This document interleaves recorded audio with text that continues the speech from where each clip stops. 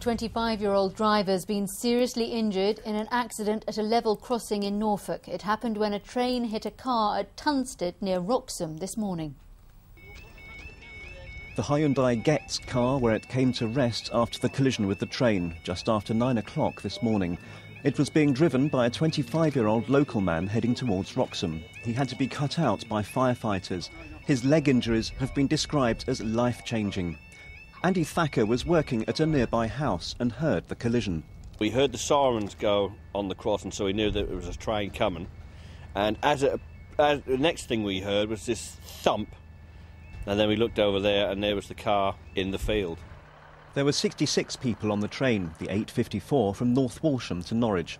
No one on board was injured, but one elderly woman passenger was said to be badly shaken.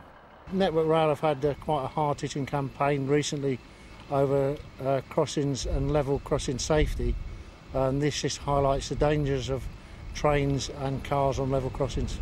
British Transport Police are investigating the incident. John Halford, BBC Look East, Norfolk. An end could be in sight to a long-running dispute on the buses in Essex. Drivers with First buses have been involved in a number of day-long strikes in a dispute over pay. Now members of the union Unite will hold a ballot next week on a possible deal. Councillors will decide tonight which bailiffs will be used to evict travellers from the Dale Farm site at Crays Hill. Part of the site is occupied illegally. There's been a long-running legal battle over the site. The bailiffs will be officially appointed in 10 days' time.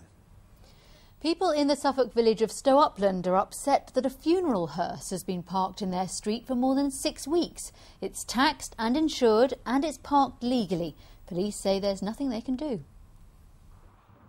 The owner of this hearse isn't an undertaker. There's a coffin with a witch on top and a child booster seat in the front. It's been parked in the same spot since Hallowe'en and local people aren't amused. That's a bit disconcerting for visitors and the older people who live around. If somebody visits, haven't been here for a while, they'll think, oh, what's happened? Has, somebody passed away? That is a little bit worrying to the older people. The residents of Reed's Way have to see it out of their windows. The parish council's discussing it at a meeting tonight. It's a reminder of their mortality. As I say, a lot of the residents are elderly. We do have some very sheltered housing just around the corner. They get off the bus just up the road here, and every time they get off the bus or get on it, they see it.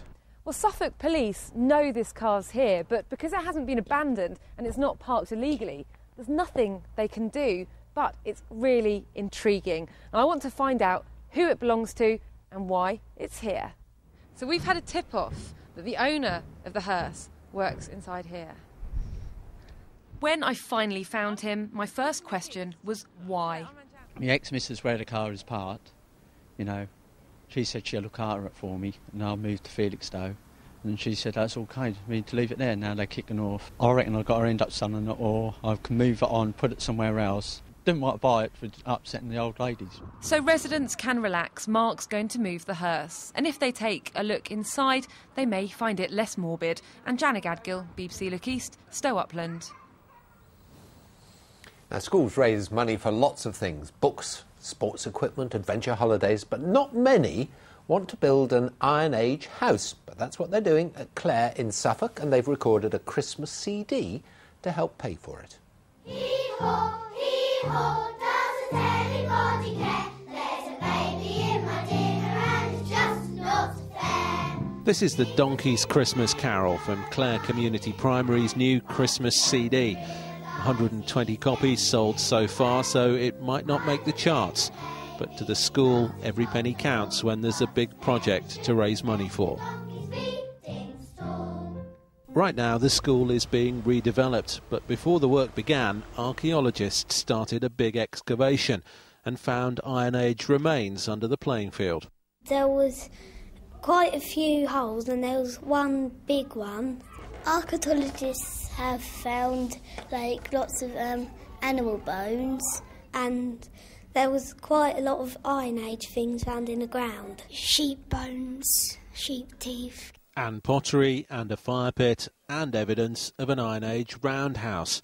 That gave them the idea to build an authentic replica. It'll cost £10,000 and they want to start work next summer. Well, we've been running around and playing here for 30 odd years, unaware of any of exactly what the history was underneath our feet. So this has been an ideal opportunity for us to discover really what was there. So it's all hands to the pump to raise the money to build the Roundhouse, a brand new Iron Age outdoor classroom. Ian Barmer, BBC Look East, Clare. Colchester United say they'll fight to keep on loan striker Kevin Lisby for the rest of the season. The striker's parent club Ipswich say they want the player to return when the transfer window opens. Kevin is a player that we like.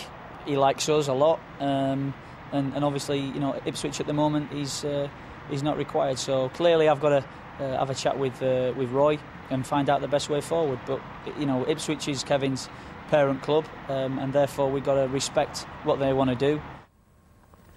Now, they're famous for it in Scotland. The Japanese do it, but we haven't done it in England for more than 100 years. Until now, a single malt whisky distilled near Thetford in Norfolk. Mike Cartwright has been to see what it's like. It's not typical whisky-labelled landscape. Round here, this is what mountains look like. Rivers patiently flow.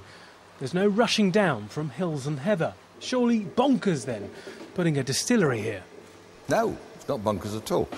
Norfolk's got barley and has historically sent barley up to Scotland to make whisky. Farmer James Nelstrop built it. Now he's bottling it. The first English whisky for more than a century. A family project that had been fermenting for a while. I always said that if an opportunity ever arose, I'd have a go at it. So, yeah, I mean, it's a long term. This is a 45-year dream. So we got there. After 3 years maturing, their first batch is now officially whisky. Oak barrels boast its English credentials, but is it any good? Jim Murray is a world expert on whisky. It's unquestionably single malt because the malt is absolutely pounding through. So how does that compare to Scottish whiskies? Up there with them? Oh gosh, yes. At the local pub, the local whisky will soon join others on sale. They hadn't tried it. In a blind taste test with 3 different scotches. I prefer this one to that. I prefer this one. I prefer this one, and I'm not an expert in whiskies. All 3 chose English. 2,000 orders for these bottles have come in already, but for this distillery to be a success, they're going to have to sell around 100,000 bottles a year. And of course, that's just a mere drop compared to sales of Scotch. Mike Cartwright, BBC Look East.